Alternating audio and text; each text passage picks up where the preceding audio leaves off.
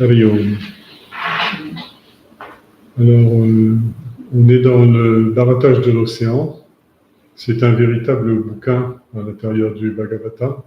C'est ce qu'on appelle un kata. Kata, c'est-à-dire il y a à la fois un récit mythologique, mais en même temps un jeu de théâtre, de danse, de chant, etc. Un peu comme le Bharatanatyam, mais c'est des katas qui se jouent. C'est-à-dire c'est l'art complet de la scène. Alors, je vous rappelle que une grande partie du temple d'Angkor, Angkor Wat, est consacrée à, découle des représentations mythologiques, et notamment la lutte entre les Devas et les Asuras pour barater l'océan de lait. Alors, c'est un grand récit cosmologique qu'on retrouve en Vietnam, en Chine, au Japon, en Inde, au Sri Lanka, etc., etc. Alors, au début des temps, c'est-à-dire au début du Kalpa, les Devas et les Asuras étaient tous mortels. Ils étaient en lutte pour la maîtrise du monde. Les Devas, affaiblis et vaincus, ont un jour demandé l'assistance de Vishnu, qui leur proposa d'unir leurs forces avec celles des Asuras dans le but d'extraire l'Amrita, le nectar d'immortalité, de l'océan de lait.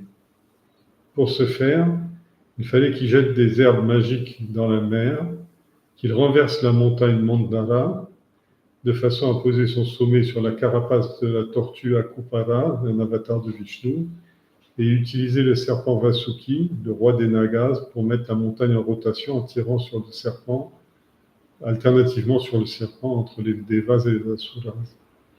Et leur effort a duré 1000 ans avant que le baratage produise ses effets. Bon, alors, globalement, on a déjà vu un petit peu cette histoire-là.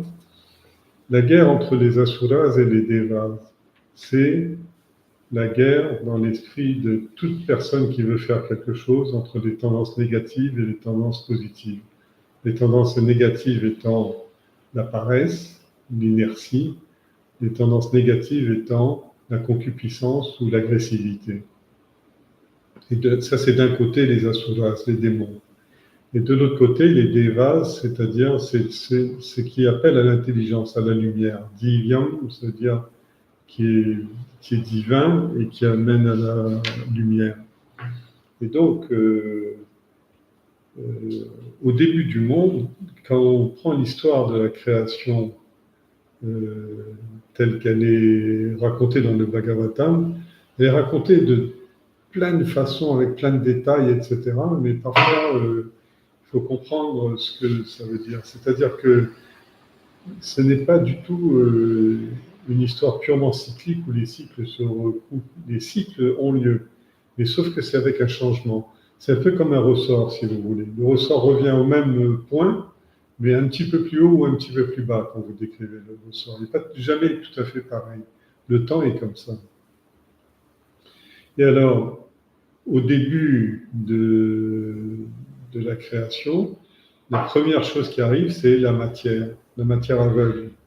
C'est pour ça qu'on vous dit, par exemple, la dernière fois, je vous avais fait une remarque en disant les Asuras sont arrivés avant les Devas, parce que l'obscurité, à la naissance, vous êtes plongé dans Tamoguna, c'est-à-dire vous ne savez pas ni parler, ni comprendre, ni vous exprimer, ni agir, etc.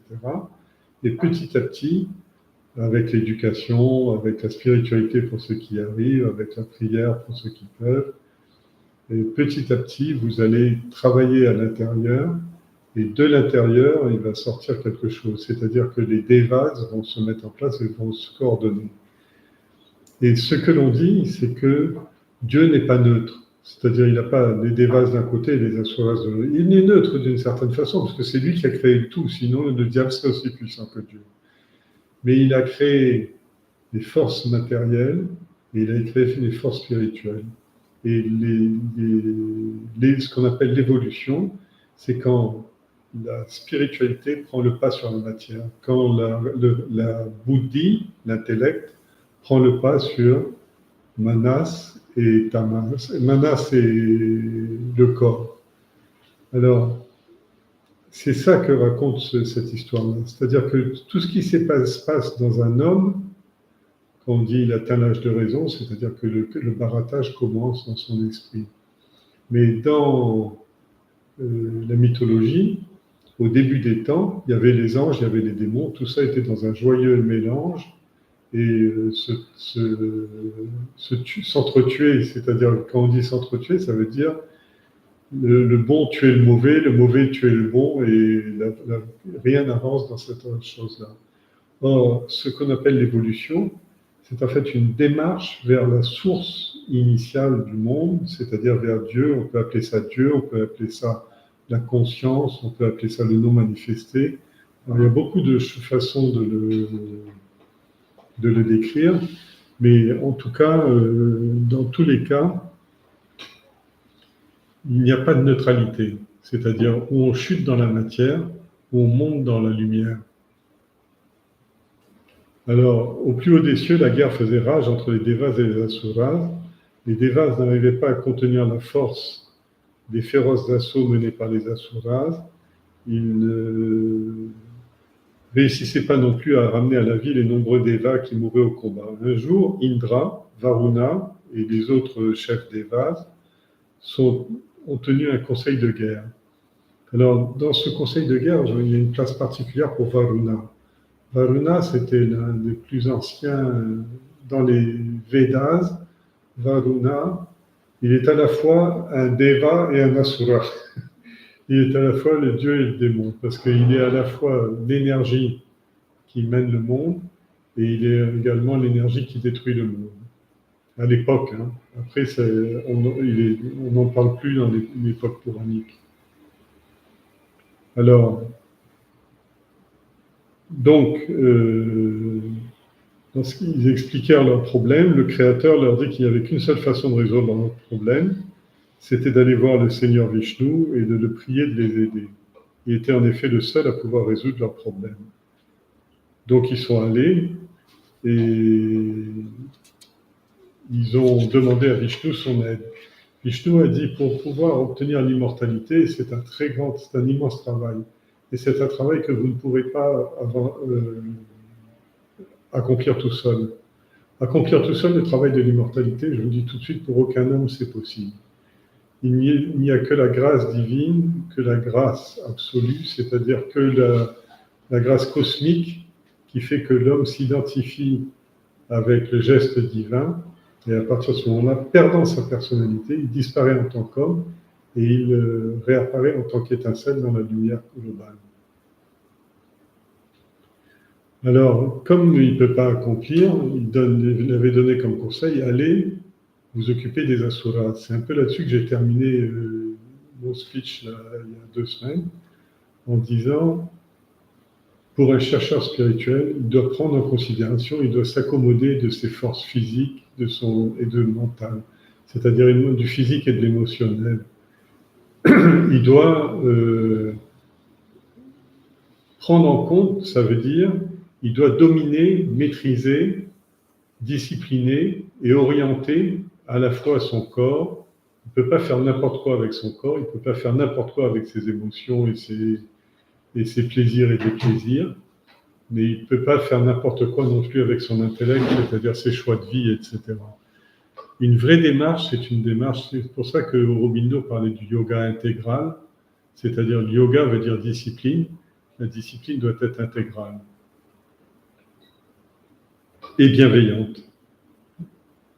Alors, il avait tout expliqué, il avait dit, vous allez chercher les asuras, c'est-à-dire ceux qui sont privés de lumière, c'est-à-dire ceux qui ne comprennent pas, même dans le monde physique, vous travaillez avec des gens qui sont brutaux, qui ne comprennent pas, etc., ce que vous voulez, qui vous êtes et tout. Mais il ne faut pas les rejeter, au contraire, il faut pactiser avec eux, il faut les amener à conduire, surtout sur des grands projets. Alors,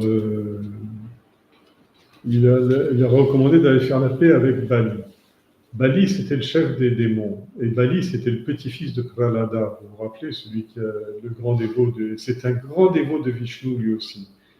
Il a une place qui ressemble un peu à celle de l'archange Gabriel dans la Bible. C'est-à-dire que c'est l'ange qui tombe du ciel dans la matière pour ramener la matière vers le ciel ou vers la conscience. Alors, lui, donc, ils se mettent d'accord. Les Asuras arrachent la montagne Mandara. Mandara veut dire la méditation. Manas Dara, c'est-à-dire la méditation. Donc ils arrachent la montagne, ils la retournent et ils veulent la porter jusqu'à l'océan. Mais au moment où ils la portent jusqu'à l'océan, elle est trop lourde, elle leur tombe des mains, elle en écrase beaucoup, des devas comme des asuras. Et Vishnu arrive sur forme de Hari. Hari, c'est-à-dire l'aigle vainqueur. Il est juché sur son aigle, il amène la montagne et il la détruit.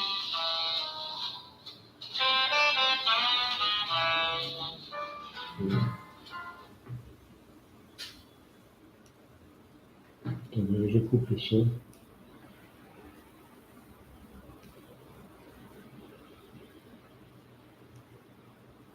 Oui.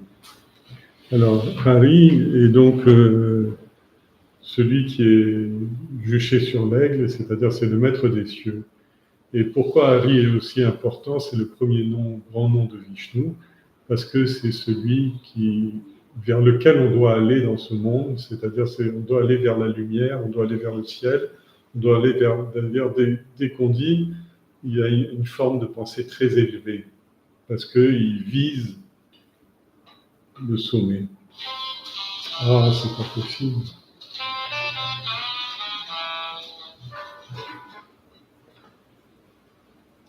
Je peux pas couper le son.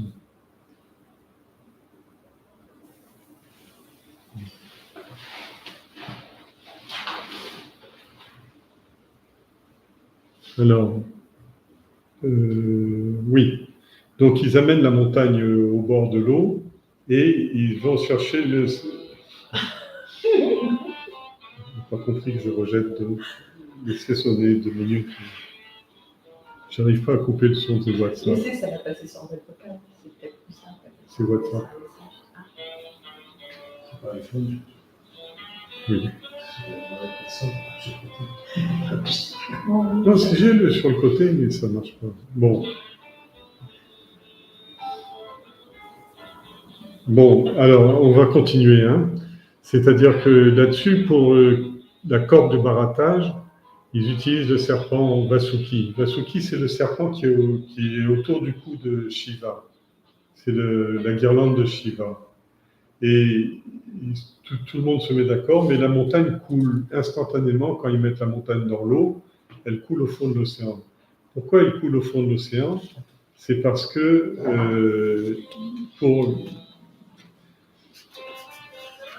déjà qu'ils ne comprennent pas trop. Je vais mettre le...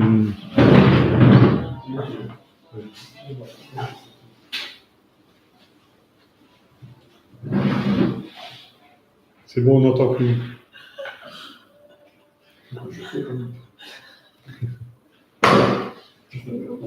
Oui, et donc, dès qu'ils mettent la montagne sur l'océan, la montagne coule à pic. Et donc, là encore, Vishnu intervient, c'est-à-dire il maintient la montagne avec les mains, et en même temps, le deuxième avatar de Vishnu, dans l'avatar cosmique de Vishnu, c'est la tortue. Donc il apparaît comme une tortue, Akura, ou Kurma, ou Akura. Kurma veut dire la tortue, Akura veut dire la carapace ou la croûte. Et ce que je veux dire, c'est que pour que la création puisse se dérouler effectivement, pour qu'on puisse travailler, vous savez, pour aller au travail tous les jours, vous prenez la route, ou vos pieds, ou votre vélo, ou je ne sais pas quoi. Quoi que vous fassiez, vous marchez sur Akura. Vous marchez sur cette carapace qu'on appelle la Terre, ou l'île, ou je ne sais pas quoi. Et dans les temples traditionnels, toujours, il y a un moment dans le carrelage où on voit un bout de la carapace de tortue, qui veut dire Akura, qui représente cela. C'est-à-dire qu'il faut toujours penser que Dieu est le Kutasta, l'enclume sur lequel toutes les choses arrivent, se transforment et repartent. Alors, voilà, c'est ce qu'on avait vu, il me semble, la dernière fois. On était resté sur l'histoire de la tortue. Alors, en fait, le baratage dure 1000 ans, comme je vous ai expliqué, et les Devas et les Asuras étaient en train de perdre espoir. Quand Mandara est ressorti de l'eau, la montagne, il y a eu de grandes réjouissances partout, mais très peu de gens comprenaient pourquoi la montagne s'était enfoncée, parce qu'on n'avait pas prié Ganesh ou Shiva, et encore moins quelle était la vraie cause de sa remontée. Le Seigneur s'éleva ensuite jusqu'au sommet de la montagne pour la maintenir bien droite. Il entra dans le cœur des Devas et des Asuras pour raviver leur courage. L'ardeur observée dans le cœur des barateurs n'était autre que le Seigneur. L'ignorance et l'apathie du serpent Vasuki qui se laissait faire, c'était aussi le Seigneur. C'était le Seigneur qui était des 1000 bras au sommet de la montagne et l'immense tortue sous la montagne. Il était la violence des Asuras, il était la douceur des Devas, il était la rigidité de la montagne Mandara, il était imprégné de tout, il était ici, il était là-bas, il était partout. Et vous vous rappelez, on avait terminé sur plus ça avance et plus les Devas et les Asuras, c'est-à-dire plus les gens avancent dans la vie spirituelle et plus ils sont nombreux à se décourager parce qu'ils n'obtiennent pas de résultats. Et alors là, toujours aucun signe annonçant l'arrivée de l'immortalité. Alors pour encourager, je vous lis ce passage parce que la description est magnifique. Les efforts des deux camps, le Seigneur s'impliqua dans le baratage. Sombre comme un nuage de pluie, il se campa solidement sur ses jambes, le corps drapé dans de la soie dorée. Ses boucles d'oreilles en forme de poisson brillaient de 1000 feux. Telles des éclairs, elles apparaissaient et disparaissaient au rythme du baratage opéré par les Devas. À cause du balancement de ses bras, sa longue chevelure revenait sans cesse lui masquer le visage, et à chaque fois, il la rejetait en arrière d'un brusque mouvement de tête. La guirlande qui ornait sa poitrine se balançait d'avant en arrière, et le blanc de ses yeux virait au rouge à cause de l'intensité des efforts. Ses bras, qui sont le refuge de l'univers, tiraient puis se détendaient comme si le Seigneur n'avait aucune idée en tête que de barater de la mer. Il était si merveilleux qu'on aurait cru qu'une autre montagne était venue au bord de l'océan, et elle rayonnait de son propre éclat. Bientôt, les eaux furent saturées par les herbes médicinales, et les eaux sont devenues aussi blanches que du lait. Ce n'est qu'à ce moment-là on parle de l'océan de lait.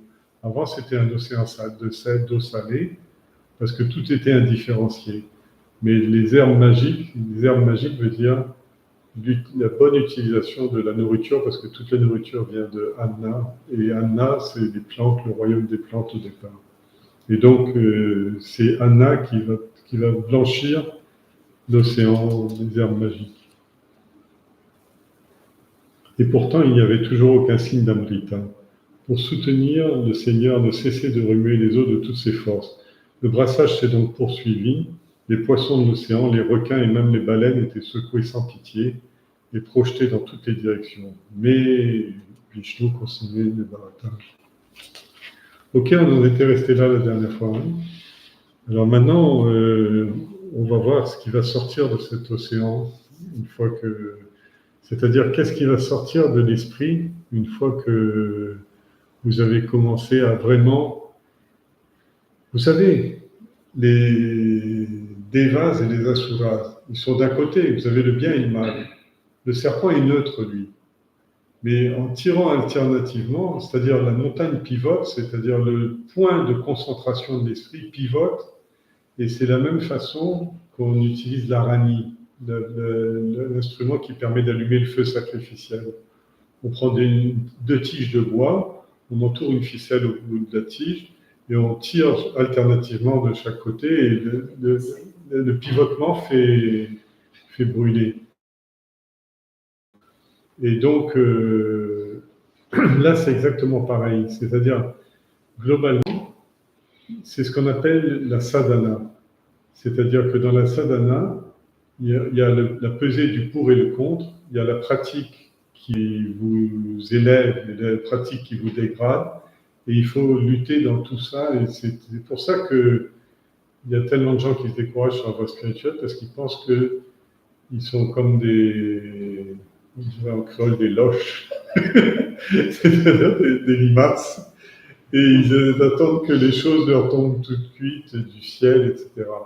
Mais non, le vrai chercheur spirituel, il est actif, mais il est actif à l'intérieur de lui-même. C'est-à-dire qu'il prend position fermement pour ses qualités positives, il prend position fermement contre ses idées négatives ou ses échecs ou ses défauts, et il essaye de corriger, mais pas de se flageller ou de s'autocritiquer, etc.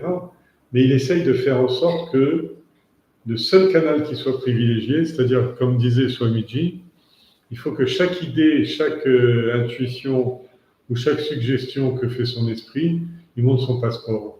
Je suis Satwik. Ah, caché sur le passeport, faites ce que vous voulez maintenant. Le pays est à vous, vous êtes libre de rentrer dans le pays. Mais si l'idée ou la suggestion ou l'entreprise arrive avec Rajasic, c'est-à-dire Mama Aham, c'est-à-dire je suis celui qui fait, c'est pour moi que va tomber le résultat, etc. Ou alors s'il laisse la paresse s'installer en disant je vais faire un petit peu, mais pas beaucoup, etc. À ce moment-là, il faut que l'esprit soit capable de refuser d'entrer à ces idées destructrices. Soudain, on continue donc le 3e chapitre. Soudain, ils virent quelque chose faire son apparition à la surface de l'eau. Mais avant même de savoir de quoi il s'agissait, ils commencèrent tous à suffoquer et à étouffer. Il s'agissait, en fait, du redoutable poison Hala ou Kalakuta, les deux noms, qui était surgi de l'océan Bharaté. Narayana avait déjà prévenu les Devas de cette arrivée. Mais le poison était si violent qu'il dépassait tout ce que l'on pouvait imaginer. La substance s'est répandue partout, si virulente que l'air entier en était vicié. Personne ne pouvait en supporter la nocivité. Laissant tomber le serpent qu'ils tenaient dans leurs mains, les Devas et les Asuras s'enfuirent en courant aussi vite qu'ils pouvaient. Mais les vapeurs du poison les suivaient partout où ils allaient. Les Devas tombèrent aux pieds de Shiva Mahadeva et le supplièrent ainsi. Mon Seigneur, vous êtes le Seigneur des Seigneurs, vous êtes le protecteur de l'univers, ce poison nous terrorise, s'il vous plaît, protégez-nous de cette calamité. Aujourd'hui, c'est une journée particulière, c'est Mahashivaratri, la nuit de Shiva, et une des histoires qu'on raconte dans Shiva, si vous regardez bien la symbolique de cette affaire-là, la montagne Mantara, c'est le Shiva Lingam, et le serpent qui tourne autour s'appelle Vasuki et c'est le serpent de Shiva. Donc, ils n'ont pas eu à courir bien loin pour aller chercher Shiva, qui est derrière la scène. Et ils lui demandent, ils lui disent, vous êtes le Seigneur des Seigneurs. Et vous voyez, dans l'hindouisme, vous pouvez suivre le shivaïsme, vous pouvez suivre la voie vaishnavite, mais il n'y a pas d'opposition. Au contraire, il y a toujours une place pour l'autre, c'est-à-dire dans le Vaishnavisme, donc quand on suit Vishnu, Shiva était la première créature qui a été faite par le Créateur. Et elle représentait la force, l'énergie atomique, si vous voulez. C'est difficile de créer à partir de ça, si ce n'est faire des monstres tout cassés, etc. Donc Brahma a ensuite créé avec d'autres créateurs, les Prajapati, les pères de l'humanité. Il a créé quelque chose de plus doux et il a dit à Shiva, vous avez carte blanche, vous faites ce que vous voulez. Mais là, devant la violence, quand les éléments se déchaînent, alors il faut prier Shiva. Om Namah Shivaya. Mahadeva ressentit, Shiva donc, le grand Dieu, ressentit une grande compassion pour les suppliants. Il regarda son épouse et lui dit, « Regardez cette multitude de Devas et d'Asuras qui se tournent vers moi pour me demander de les sauver du redoutable Kalakuta, le signe du temps, qui est né de l'océan. C'est mon premier devoir que de protéger ceux qui me font confiance. Je vais donc avaler ce poison et sauver ces suppliants qui sont tous effrayés. » Parvati, la mère de l'univers, approuva en souriant. Là aussi, il y a un décodage symbolique. Tout est symbolique dans cette histoire-là. Donc, on pourrait la raconter sur des jours et des jours et des jours.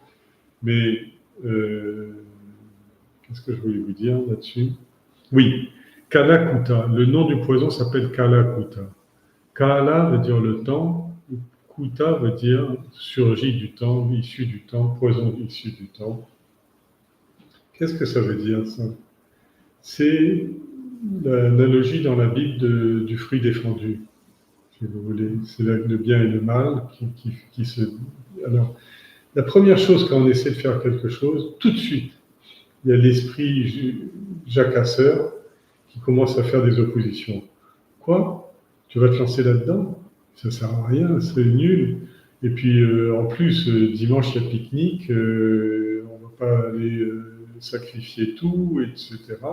Ou alors, tu veux faire tes études? Oui, mais on sort tous les soirs quand même, etc., etc., etc.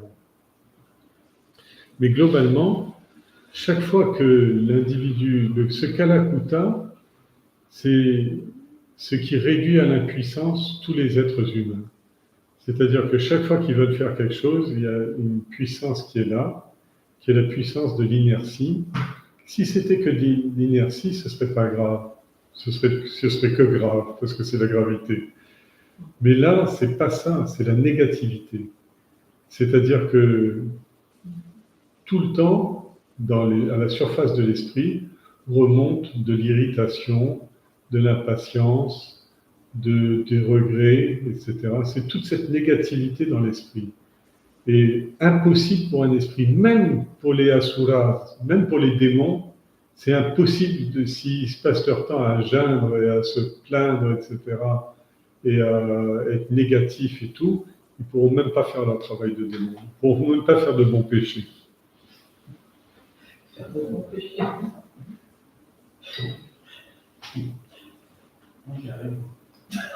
Alors, Parvati, qui vient le supplier, son épouse, l'épouse de Shiva, Parvati, alors, elle, c'est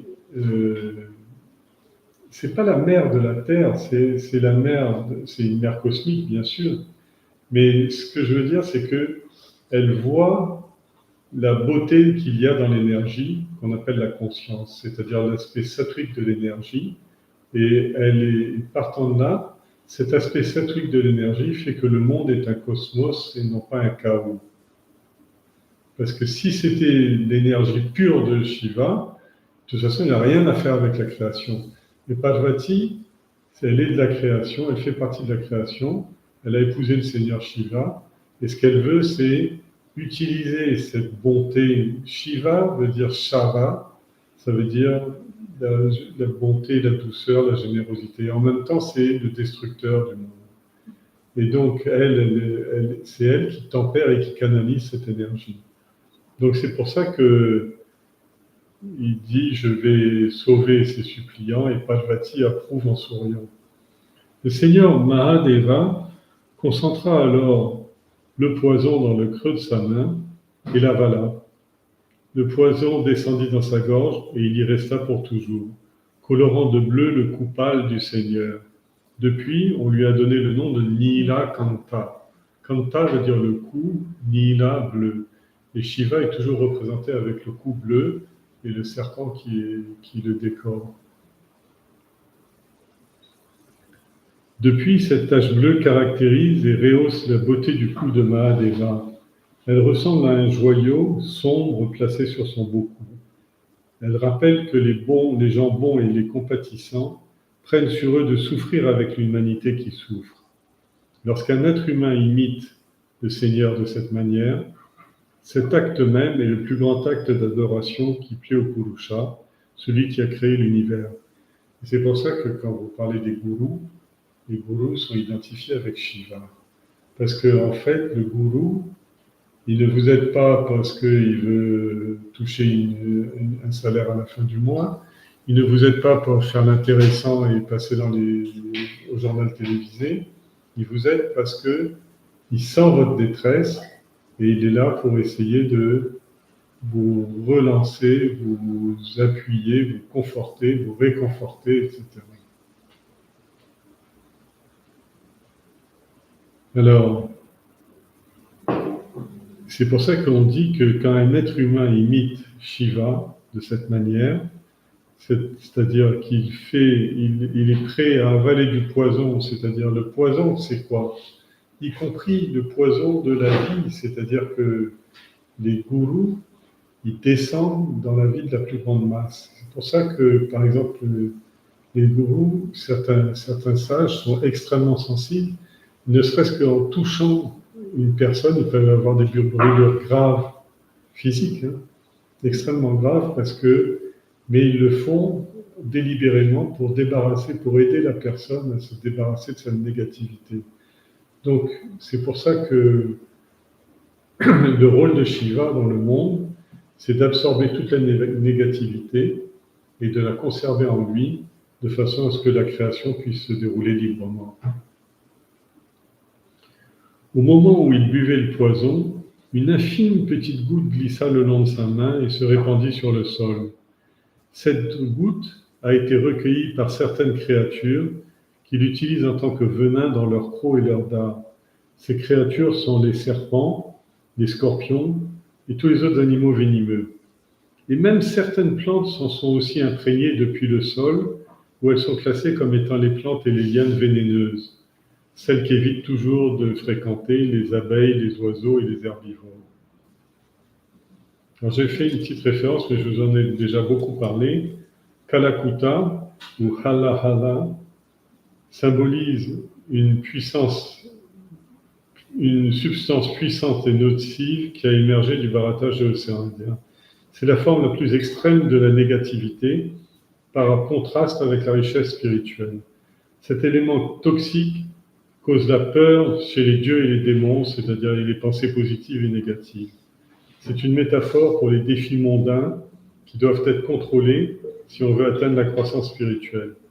Cet élément toxique cause non seulement la peur parmi les dieux et les démons, mais sert également de métaphore pour les défis mondains, j'ai déjà dit, et ces choses-là doivent être abordées pour obtenir la croissance spirituelle. La présence du poison met en évidence la dualité de l'existence et les influences néfastes qui s'opposent toujours au potentiel transformateur de l'intervention divine. Parvati représente la force créative complémentaire de la nature austère et du rejet du monde de Shiva.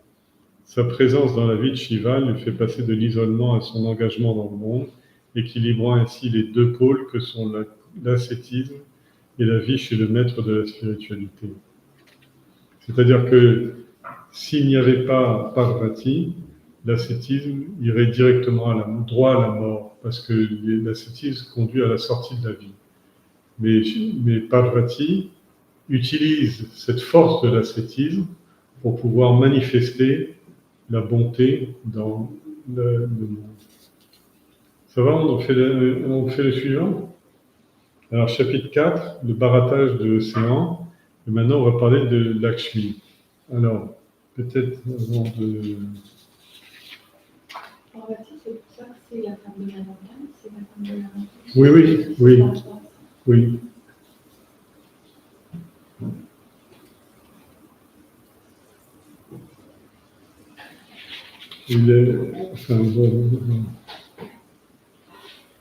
C'est la fille. Il faut prendre la moitié de ce que je dis, parce que c'est un peu embrouillé. Alors, dans la suite du barattage de l'océan Indien, pourquoi je rajoute l'océan Indien à chaque fois alors que c'est l'océan de lait? Je dois être vivre à la Réunion, des trucs comme ça. Alors, en fait, la suite du barattage des idées ne laisse pas l'esprit du chercheur identiques. Et c'est cette transformation qu'on va voir apparaître. C'est-à-dire, il va apparaître des choses dans l'esprit de l'individu qui se confronte à sa propre réalité, honnêtement, à travers une sadhana et à travers l'adoration de Dieu. Alors, il va se passer des choses. On appelle ça des ratnas. Les ratnas, ça veut dire des bijoux, des gemmes, des joyaux. Par exemple, sur le front du serpent Vasuki, il y a Mani ou Ratna, c'est-à-dire les pierres précieuses.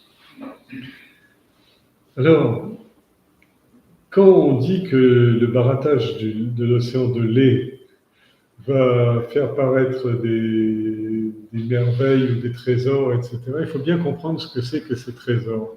Vous allez voir comment ça va se passer. C'est-à-dire qu'un trésor surgit de l'esprit. Un trésor, c'est quelque chose qui peut être utilisé pour changer le monde, ou changer notre entourage, ou changer notre intérieur. Et tout de suite, il y a les devas ou les asuras qui vont vouloir s'en emparer. Et même parfois, Vishnu va prendre certaines choses. Alors, il y a, c'est-à-dire dans le barattage de l'océan, c'est-à-dire la recherche de l'immortalité, c'est pas une formule 0-1, c'est-à-dire on était 0 sur le plan de l'immortalité, on passe à 1. Mais c'est 0 qui produit, à travers la confrontation des idées, à travers la fréquentation des idées spirituelles, à travers rendre vivant une recherche spirituelle, à ce moment-là, il va y avoir des choses qui vont surgir dans son propre esprit, qui vont puissamment nous aider quand ils vont du côté des devas, qui vont puissamment nous freiner quand ils vont du côté des asuras. Dans les deux cas, ils vont du côté de Dieu. D'accord ? C'est ces 14 ratnas dont on parle. La liste, je vais vous en parler à la fin, mais elle est variable selon les textes et les versions. Mais en tout cas, dans les 14 ratnas, dans les 14 merveilles du monde qui vont sortir, la première, on a déjà vu, c'était le poison. Ça a commencé par le poison. Après que le poison eut été avalé par Mahadeva, les devas et les asuras purent reprendre le barattage de l'océan. Apparut tout de suite une belle vache, appelée Kamadhenu. Les rishis, imprégnés par la tradition des Védas et des rites védiques, pensaient qu'elle leur serait utile pour préparer le havis, qui est fait à partir du ghee et du lait de vache. Havis est l'offrande qu'on fait dans le feu des yajnas qu'ils accomplissent sans fin. Elle fut donc donnée aux rishis. Alors, vous voyez, chaque petit paragraphe, c'est incroyable.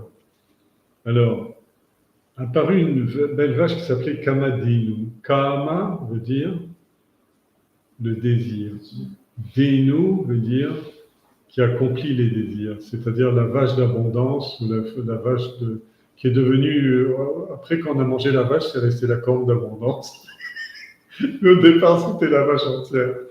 Et on voit parfois en Inde ces vaches blanches qu'on appelle Subari ou Kamadhenu, avec plein de merveilles qui sont posées sur son corps, partout.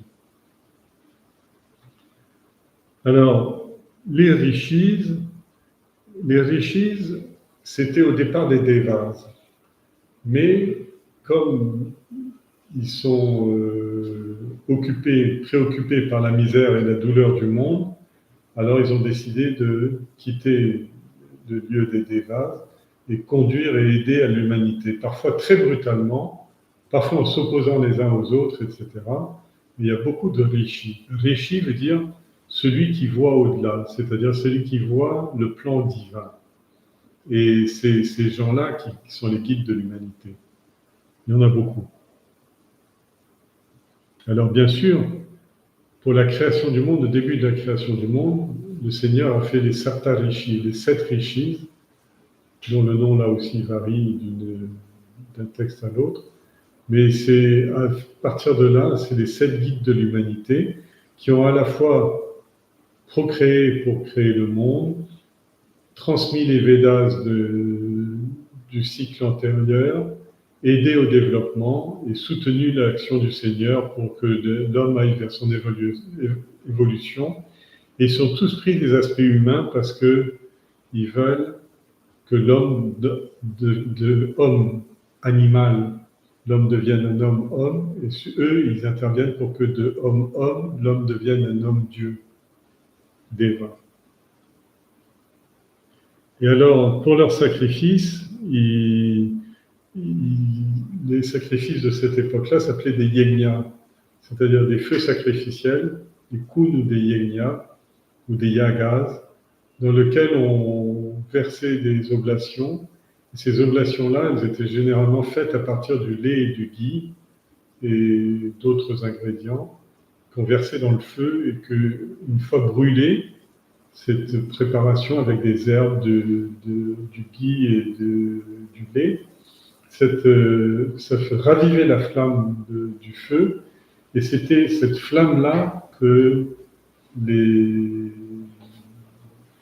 anciens considéraient être la nourriture des dieux. C'est pour ça qu'on appelle Havis. Alors c'est pour ça que je vous relis maintenant les rishis qui étaient imprégnés de traditions védiques et de rites védiques, pensaient que la vache allait leur être utile pour préparer le Havis, qui est fait à partir de ghee et de lait de vache. Havis étant l'offrande qui est faite au feu dans les yegnas, pour rallumer le feu, pour faire flamber le feu, c'est du beurre, qu'ils accomplissaient sans fin. Elle leur fut donc donnée. Puis vient Ucheisrava, un cheval blanc qui était blanc comme une fleur de jasmin. Bali, le roi des Asuras, voulait le cheval. Indra, se souvenant des conseils de Narayana, ne le demanda surtout pas. Alors surgit un magnifique éléphant, rivalisant de blancheur avec le mont Kailas, la demeure de Shiva. Il avait 4 défenses, et il fut donné à Indra. Il s'appelait Airavata et devint sa monture. Alors, ces deux êtres-là, ils vont ensuite travailler, comme je vous ai dit, c'est des choses qui sont données par le sacrifice pour faire évoluer les êtres, ou faire évoluer la création. Et ces êtres-là, par exemple, le cheval dont on parle, le Chesravas, c'est celui qui va tirer le soleil. Le soleil, la course du soleil, alors on dit que c'est un cheval soit à 7 têtes, dont la queue est noire, c'est un cheval blanc à 7 têtes, alors, qui représente les 7 rayons de lumière, et chaque tête a une couleur différente. Et ce cheval de lumière, c'est lui qui fait tournoyer le soleil dans le ciel. Et parfois, il est monté par Bali, parfois il est même monté par Indra, et notamment s'il est apparu devant Rama, dans le secret, quand Rama a reçu le secret du soleil, Aditya Hridayam. Alors, et quant à l'éléphant blanc, ceux qui sont allés déjà à Bangkok, il y a un musée de Airavata qui est dans la banlieue de Bangkok, qui est absolument invraisemblable, qui est une tête d'éléphant dans laquelle on monte et on regarde le monde à travers les yeux de l'éléphant à l'intérieur. Et partout on parle, surtout dans les pays bouddhistes, de cet éléphant blanc. Et c'est resté dans le langage courant, l'éléphant blanc. Alors, le cheval blanc comme une fleur de jasmin, l'éléphant blanc qui est blanc comme la neige, qui avait 4 défenses et qui a été donné à Indra. Et Indra, il s'appelait Airavata et il devint la monture de Indra. Jusqu'à aujourd'hui, il est toujours représenté comme ça. Ensuite apparut une belle pierre précieuse nommée Kaustuba. Elle était rouge et rose comme un lotus. Curieusement, le Seigneur Narayana a déclaré qu'il aimerait la porter comme ornement sur sa poitrine. Alors, parmi les attributs de Vishnu, il y a toujours Kaustubha, qui représente en fait quelque chose comme le cœur de Dieu agit dans le monde. C'est-à-dire, c'est du cœur de Dieu que vient la lumière, de la bonté, etc. dans le monde. Ensuite arriva un arbre qui s'appelait Parijata. Parijata, il existe encore cet arbre, il y en a un à l'ashram. C'est le jasmin rouge et blanc. Et les bouddhistes, par exemple, ils commencent leur vie monastique avec du linge blanc. Et tous les jours, ils le lavent avec des fleurs de Parijata. Et au fur et à mesure, la tenue jaunie et devient même orange par la suite. Alors, c'est une vieille tradition bouddhiste. Les hindous font pas ça, mais le Parijata est tellement sacré, c'est une des seules fleurs qu'on peut offrir quand elle est tombée par terre. Les autres fleurs, on doit les cueillir, on ne doit jamais ramasser une fleur par terre pour honorer le Seigneur. Mais le Parijata, on ramasse les fleurs et elles sont toutes intactes, très jolies, etc. Donc on peut les ramasser tous les matins pour faire des marnas ou faire des offrandes au Seigneur. Alors c'est une forme de jasmin corail ou jasmin rouge et blanc. Alors, l'arbre nommé Parijata, et ensuite est arrivée une foule de belles femmes qui l'ont suivi.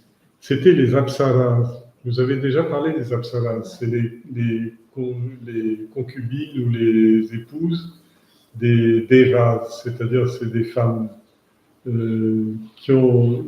C'est la beauté matérielle, si vous voulez, la beauté et la grâce matérielle. Alors, ça marche aussi avec le divin, avec les devas, mais tant qu'on n'est pas dans la démarche du renoncement à la vie. Alors, leurs hanches étaient drapées de soieries chatoyantes, et elles avaient des bijoux en or autour du cou et des bras. Elles marchaient magnifiquement. Leur manière aguichante et leur grâce plurent aux devas. Tout comme l'arbre Parijata, elles furent revendiquées par Indra. Les asuras ne s'y intéressaient pas et laissèrent les devas les prendre pour eux. Comme un éclair illuminant la colline Sudama, la silhouette gracieuse de Lakshmi apparut à la surface de la mer. Tous la voulaient pour eux. Personne ne pouvait en détourner les yeux. Indra s'était dépêché de lui avancer un trône pour qu'elle puisse s'asseoir. Les rivières ont pris une forme humaine pour lui apporter de l'eau dans des vases en or. La terre-mère a apporté toutes ses herbes précieuses pour que la nouvelle venue soit bénie avec. Les vaches lui ont offert leur lait. Vasanta, le dieu du printemps, lui a apporté des fleurs qui fleurissent que pendant le mois de Chitra, ou Vaishaka, selon qu'on est dans le calendrier lunaire ou solaire, le printemps. Les rishis lui ont donné le bain sacré qu'on appelle Abhishegam, et les Gandharvas, les musiciens célestes, ont chanté ses louanges. Les nymphes Gandharvas ont dansé en sa présence, et les nuages ont fait pleuvoir sur elle, ont fait tomber sur elle des pluies de musique céleste. Les Diggajas, je vous en ai parlé, c'est les gardiens de l'univers, les 4 points cardinaux qui sont soutenus par des éléphants puissants qui soutiennent la création de la Terre pour qu'elle ne coule pas. Alors les Diggajas, les éléphants responsables des points cardinaux, ont apporté de l'eau dans leur trompe et l'ont déversée sur elle. Le seigneur des océans, Sindhu, lui a apporté des pièces de soie blanc, d'un blanc pur, et Varuna lui a apporté une guirlande de fleurs. Vajjayanti, des fleurs célestes, donc, qui s'appellent Vajjayanti, sur lesquelles voltaient des abeilles. Vishwakarma, l'architecte de l'univers, celui qui construit le mouvement des planètes, etc., lui a apporté des bijoux merveilleusement agencés. Sarasvati, l'épouse de Indra, lui a offert un collier de perles. Le cadeau de Brahma fut un lotus, et les serpents nagas lui offrirent des boucles d'oreilles. Lakshmi, avec sa guirlande de lotus dans la main, allait des uns aux autres, un sourire timide flottant sur ses lèvres. Elle regardait autour d'elle, et elle était à la recherche d'un mari. Les yakshas, les gandharvas, les siddhas, les charanas, les devas étaient tous là. Tous les êtres divins étaient là. Les asuras aussi étaient là, étaient tous là. Mais aucun de tout ça d'entre eux ne lui plaisait. Les rishis étaient là, mais elle pensa, ils sont riches en tapas et en austérité, mais ils n'ont pas vaincu la colère. Quant à Guru et Chukra, c'est-à-dire Mars et Vénus, ils ont la sagesse, mais ils ne connaissent pas le sens du détachement. Chandra, la lune, est beau et jeune, mais il n'a pas vaincu le désir. Quant à Indra, bien qu'il soit le roi des cieux, il n'a pas non plus vaincu le désir. Il manque toujours quelque chose à chacun des dieux rassemblés. Nul n'est parfait, sauf le Seigneur Narayana. Lui, il est complet et il se suffit à lui-même, à tel point d'ailleurs qu'il ne me désire pas du tout. Elle regarda Narayana, qui avait traversé les 3 gunas, Sattva, Rajas et Tamas, et il n'était pas ému par les passions qui affectent les autres anges, hommes et démons. Il était comme un lac qui reste imperturbable aux brises qui soufflent sur lui. Elle s'approcha de lui avec douceur, lui plaça la guirlande de lotus autour du cou et se rangea à ses côtés. Le Seigneur la prit dans ses bras et la serra sur sa poitrine. Unis, ils brillaient comme un seul grand nuage d'orage traversé par un éclair. Ensuite, il a bien fallu que le baratage reprenne. Et la jolie silhouette d'une fille apparut. Elle avait des yeux comme des lotus. Elle s'appelait Varuni, c'est-à-dire la liqueur la plus délicieuse et la plus enivrante. Devinez qui aussitôt réclamé les asuras qui veulent s'enivrer de matérialité. Alors, je vous ai fait une petite note sur Uchasravas. C'est un cheval volant à 7 têtes qui est apparu pendant le baratage. Il est décrit comme un Vahana, c'est-à-dire le véhicule de Surya, le dieu soleil. Mais il est également associé à Bali, le chef des Asuras. Occasionnellement même, il est aussi la monture de Indra. Selon les textes, Uchaivaras est d'un blanc pur, avec parfois une queue noire. Sa tête aux 7 bouches symbolise les 7 couleurs de l'arc-en-ciel, et il est l'ancêtre de tous les chevaux. C'est pour vous dire comment tout ça est à la fois poétique, scientifique, cosmique, et en même temps moral et philosophique. Les 14 ratnas, les plus communément sont tous des outils spirituels. Généralement, ce sont le poison qu'il faut traiter, le halala, c'est-à-dire la négativité, la vache d'abondance, Surabi ou Kamadinu, il faut savoir traiter et respecter la richesse, le cheval volant, Uchesravas, c'est-à-dire il faut savoir monter haut dans le ciel, l'éléphant blanc, Airavata, c'est-à-dire il faut que son intellect, parce que l'éléphant représente l'intellect, il soit blanc pur, il s'appelle Airavata. Le joyau, Kaustaubhamani, qui représente la qualité du cœur. Le jasmin céleste, le Parijata, qui représente la capacité de se délecter des belles pensées. 7e joyau, c'est l'arbre des vœux, on appelle ça le Kalpa Vriksha, c'est-à-dire c'est l'arbre dans lequel... Ce qu'il faut comprendre, c'est que toute idée dans l'esprit part d'une graine qu'on appelle un désir. Et il pousse des branches, des racines, des écorces, des feuilles, etc., en fonction tel que, par exemple, ça peut être la vie d'un homme, où les branches vont être la femme, les enfants, le métier, les richesses, etc.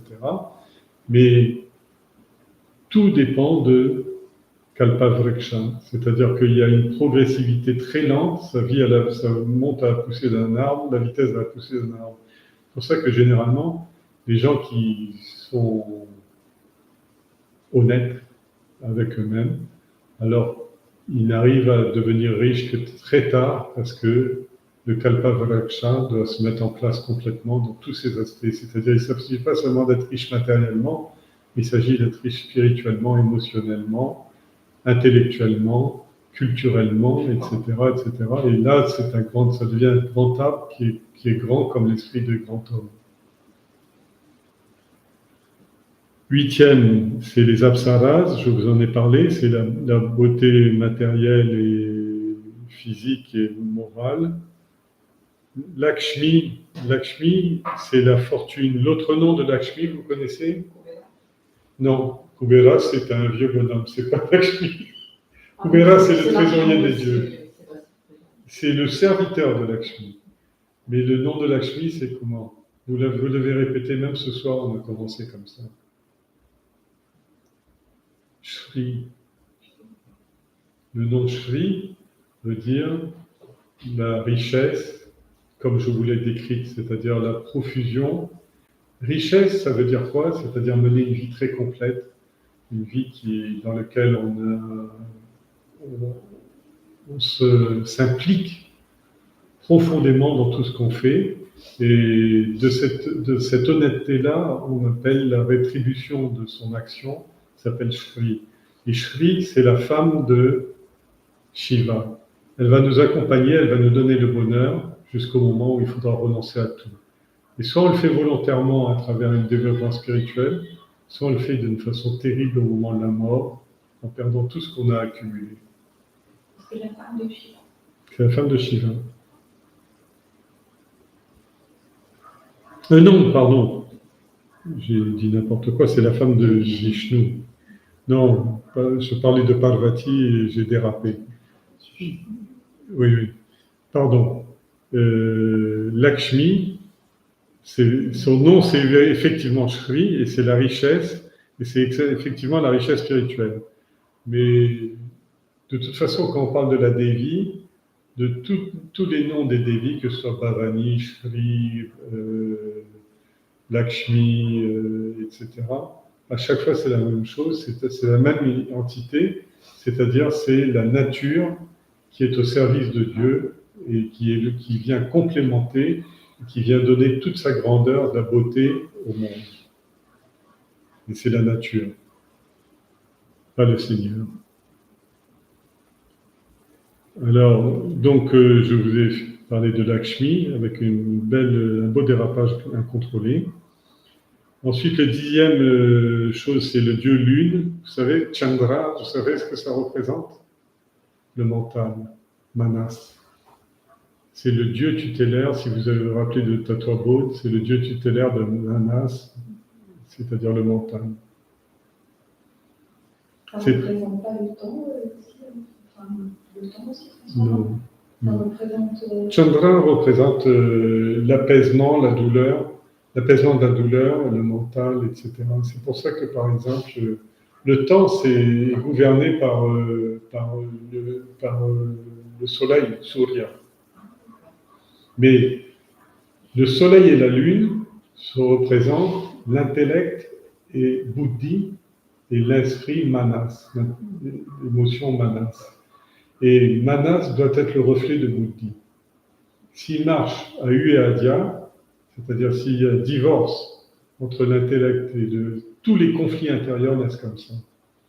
Mais s'il y a vraiment l'union entre les deux, c'est pour ça qu'on peut décompter le temps, soit dans le calendrier lunaire, comme le font les musulmans, ou comme le font une partie des hindous, ou selon le calendrier solaire. Mais a priori, généralement, c'est le calendrier solaire qui est plus généralisé, parce que le calendrier lunaire se calcule comme étant, il est plus précis dans le décompte des jours, mais c'est en fait, la Lune est en révolution autour du Soleil. Donc c'est un calendrier qui est indirect. Parce que il me semblait avoir appris que justement la symbolique de Shiva avec la Lune, ça représentait le temps. Non, pas vraiment. Bon. On ne va pas rentrer dedans, mais parce que bien que ce soit la journée, pour ça, on n'a pas le temps.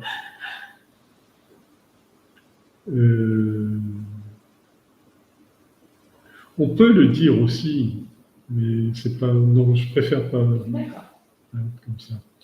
Parce qu'en fait, par contre, ce que je veux souligner, c'est le soleil s'appelle la conscience et Manas, la lune, représente l'intelligence, le mental. Et le mental n'est qu'un reflet de la conscience. C'est très important ce point.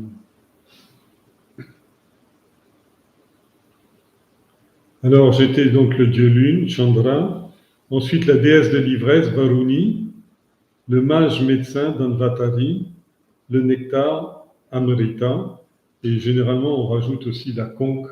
C'est pas dit dans le récit, mais la conque sortie de la mer est prise par Vishnu aussi. Et c'est la conque qui va servir pour Krishna et Arjuna. Voilà. Alors la prochaine fois, on va voir arriver enfin l'Amrita. Vous allez voir que c'est loin d'être fini quand l'Amrita arrive. C'est pas la fin de l'histoire du développement spirituel de l'individu.